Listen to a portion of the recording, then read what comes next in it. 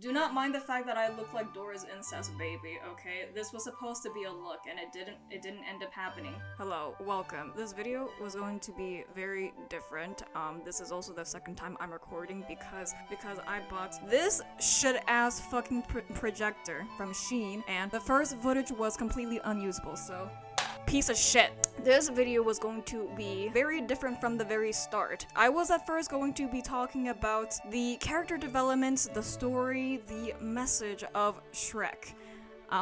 It was going to be extremely educational, but then I got bored of it. I decided to talk about the reasons why I like Shrek. Because some people do not understand the complexities of this ambitious cinematic universe. So now that my microphone's a million miles away from me, I'm going to be talking about the reasons why I like Shrek using a presentation. Yes. I actually cannot tell if you can see this right now, I'm fucking blind. The reasons why I like Shrek.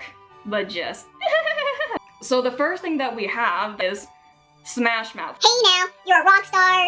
Get your game on, get laid. Smash Mouth is actually a legend for this movie. It was a strong start. The soundtrack in general is nice. How gross this song sounds actually fits how gross Shrek is. Before Shrek, I had no idea who the heck they were, and after Shrek, I never hear nothing about them. I do not care if this movie ruined their reputation. They were never going to be the Beatles. You can at me, you can fight me.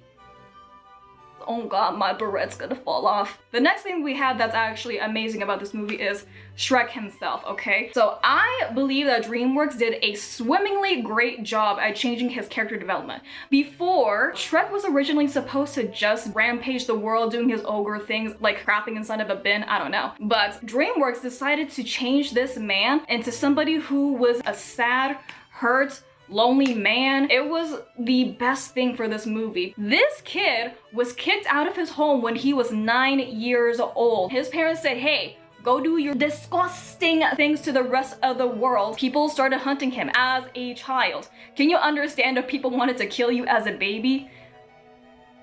Don't answer that. Anyways, this man is very deep. He's very emotional. He learns that he can actually work through his differences and actually learn to be happy. So he marries a shreddy and lives happily ever after. Great for him. If this man right here looks like Timothy Chalamet, he would be Timothy Chalamet. No words. That's all I can say. Timothy Chalamet and Shrek are literally just same family, different font. The next thing we got here are the side characters. Now, the side characters are actually one of the best things about the entire series in general. In the original story, there wasn't much side characters. There kind of were, but the only one that was really memorable was Donkey. Nothing has changed about Donkey. They ended up making the villains one of the best out of the entire franchise. Are they exactly creative villains? No, absolutely not. The boomers were the last people to have creative thoughts. Have you seen Wizard of Oz? World War I baby. Star Wars? Brother. Oh! They got nothing better to do than to have AIDS, die, and write books apparently. AIDS was a different generation, but I don't care. Anyways, I'm gonna be going through all of the villains throughout each of the series and why I like them in particular. The first one we got is Farquaad. He's a short lord. He wasn't able to upgrade to king. This dude is a fashion icon. Not only does he have that fuck-ass bob, he's got the baby bangs. The Instagram baddies cannot compare to how freaking bad this dude is.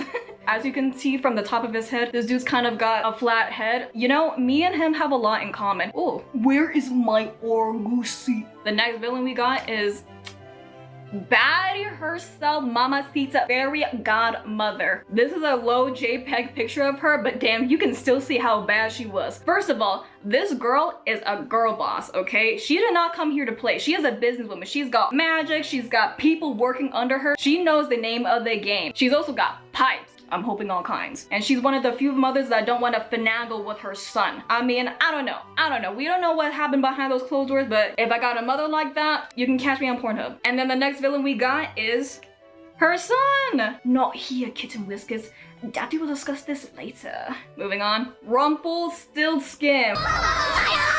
I don't really have anything else to say other than the fact that this guy had the most toe curling experience in Shrek Forever 4. When Shrek was literally about to change the course of time, literal toenails digging into the ground. Man was about to nut. I like the way this man tweaks out too. It speaks to me. And moving on from the villains, another reason why Shrek is such a masterpiece is the memification of Shrek. Now, my leg is falling asleep. Oh no. Now, arguably, a lot of people do not find the memification of things to be enjoyable. In fact, they find that it ruins whatever content wants to be shoved into their optic nerve. I don't know how old you are, but I find that the memification of things actually makes things better. And let me explain, okay? Because memes are a way to connect people. Memes are an inside joke curated by the internet. Albeit, memes are not the only way people are able to connect. In fact, Google does a great job of that. As a side note tangent, what time is it? Where am I? What does woke mean? Who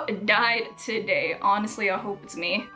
What the fuck happened? Who died today? It's gonna be this laptop. What country am I in? When did slavery end? Never. When did Michael Jackson die? There's a lot of ways that people are connected through the internet, but memes are a special way. Not only is it an inside joke, but it's also a great way to bring a smile to your face, you know? It brightens up your day, although other than that, it doesn't really have any significant meaning. I think having a smile a day is actually a great thing to have. I mean, if I didn't smile a day, I'd probably kill myself. That brings me to the point that Shrek himself is actually also a bridge, just how memes are kind of a bridge to connect people from across the world. He was actually hated at the beginning of the series because he's an ogre, obviously. Not only is he disgusting, but he is just scary. People literally tried killing him. Other fairy tale creatures were also subjugated to this type of treatment as well. Shrek changed all of that. By the current standards of this franchise right now, everybody actually likes Shrek and fairy tale creatures too. You remember that kid from Shrek Forever After? Do the roar. So Shrek,